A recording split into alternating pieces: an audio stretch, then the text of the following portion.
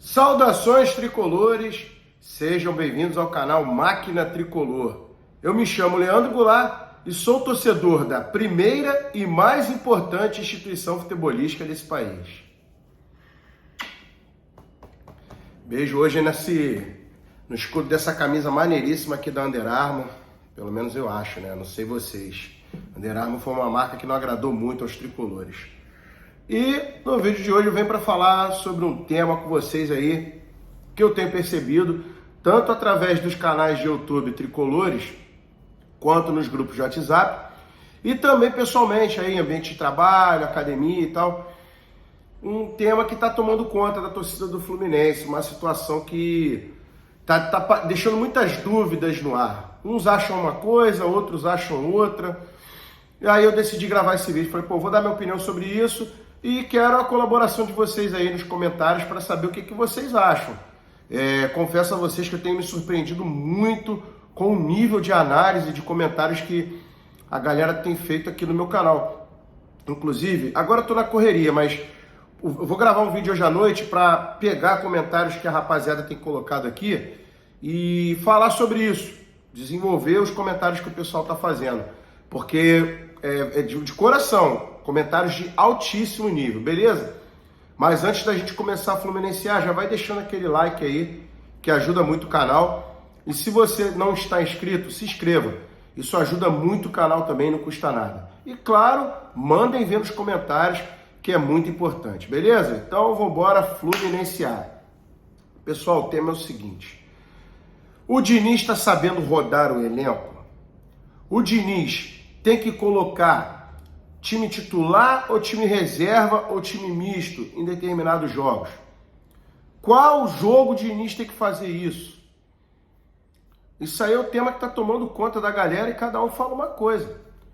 E eu vou destrinchar aqui com vocês e dar a minha opinião sobre o que eu acho que o Diniz tem que fazer.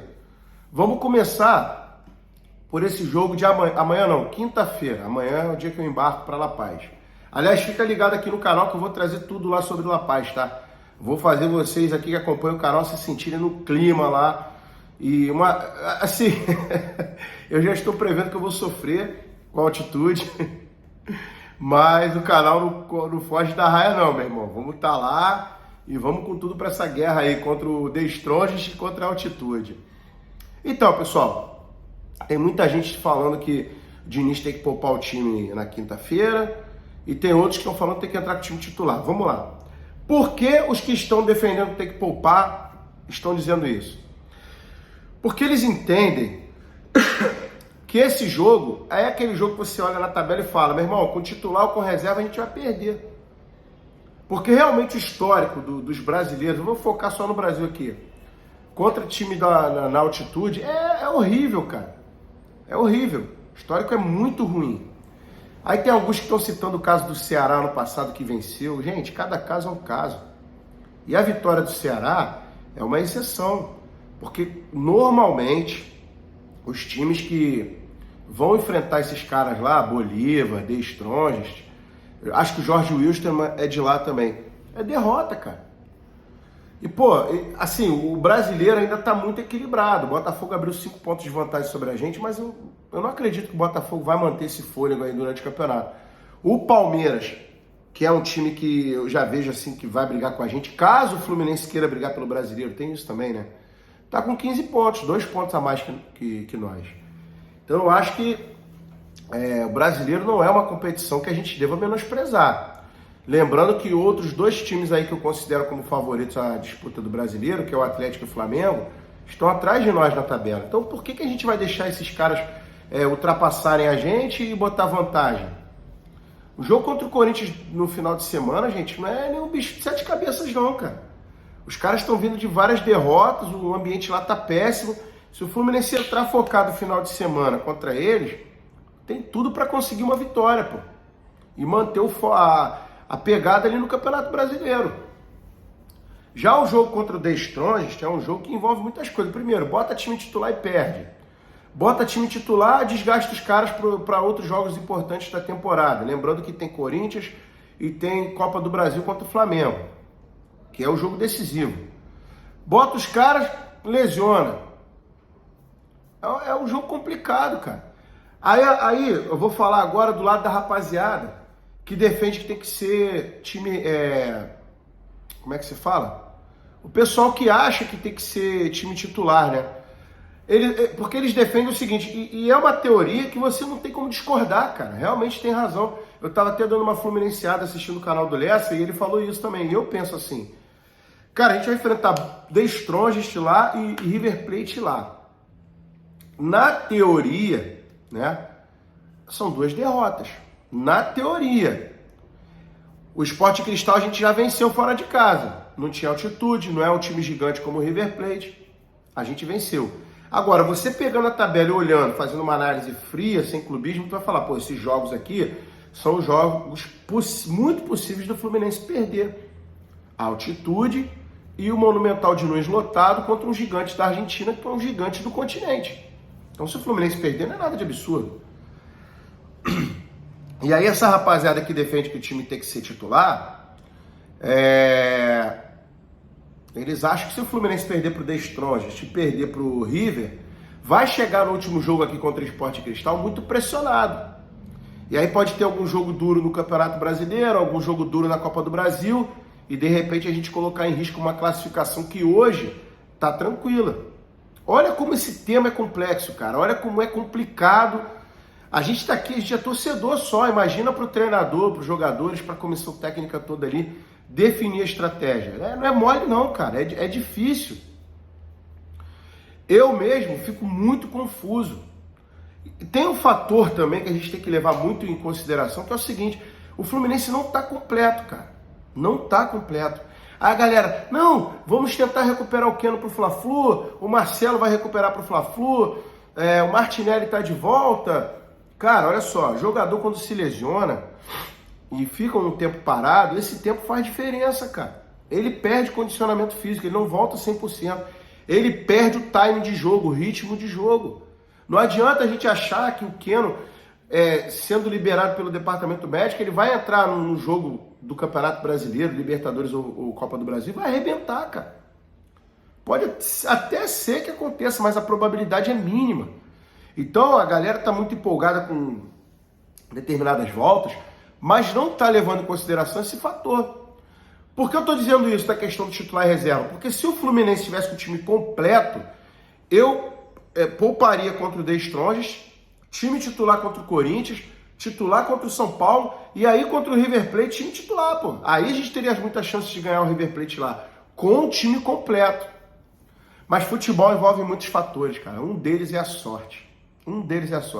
Quer ver uma parada que eu vou falar pra vocês aqui, que vocês certamente não ouviram?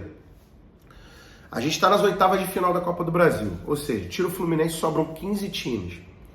Dos 15 times, 3 adversários é assim, parada dura. O Atlético, o Palmeiras e o Flamengo. Parada dura, parada difícil, não é mole. Porra, de 15 possibilidades, o Fluminense tinha 12 de pegar time tranquilo. E o desfalque do Marcelo, do Alexander, do Keno e tudo mais, não fariam tanto peso. Porra, a gente pegou logo o nosso arquirrival, cara. Logo o nosso arquirrival. O Flamengo é mais difícil do que o Palmeiras. Pô, Leandro, mas o Palmeiras ganha tudo nos últimos anos, um time mais compacto, mais sólido. Abel Ferreira tem o time na mão. Beleza, mas não é clássico, irmão. Não é clássico. Clássico é parada duríssima em qualquer canto do globo terrestre, qualquer país. É parada dura. O Fluminense pegou o pior adversário possível. Pegou um adversário qualificado, pegou um adversário que é nosso arquirrival. E a gente ainda vai ter um complicador a mais ainda nesse segundo jogo, porque pelo visto a torcida do Fluminense não vai esgotar o setor sul. Ou seja, o estádio vai ficar tomado pelos caras. Lembra o clima que eles criaram contra o Atlético Mineiro ano passado? Aí até falaram uns negocinhos lá de inferno, bem-vindo ao inferno. Meu irmão, os caras vão vir motivados pra caramba, bicho. E se você parar pra analisar junto comigo, o que a gente viu no primeiro jogo foi um time querendo muito se classificar, passar para as oitavas, e um outro time jogando a partida como se fosse mais uma. Foi assim que o Fluminense entrou em campo, pô. Vamos ser honestos, aqui não tem hipocrisia no canal não, cara. Aqui não tem desonestidade, não tem mentira não, a verdade foi essa. Sábado agora contra o Botafogo foi a mesma coisa. O Botafogo entrou para jogar uma final de Campeonato Brasileiro. O Fluminense entrou para fazer um amistoso preparatório para o Campeonato Carioca. Sabe aqueles joguinhos treino que faz para ajustar o time para a estreia do Carioca? Eu vi isso em campo sábado. E praticamente vi isso contra o Flamengo naquele jogo. O Fluminense só botou disposição, o coração na ponta da chuteira quando o Felipe Melo foi expulso, teve que se desdobrar, porque até então, em termos de disposição, de aplicação tática e até de estratégia, parabéns para o Sampaoli, o Flamengo estava muito superior a gente, cara.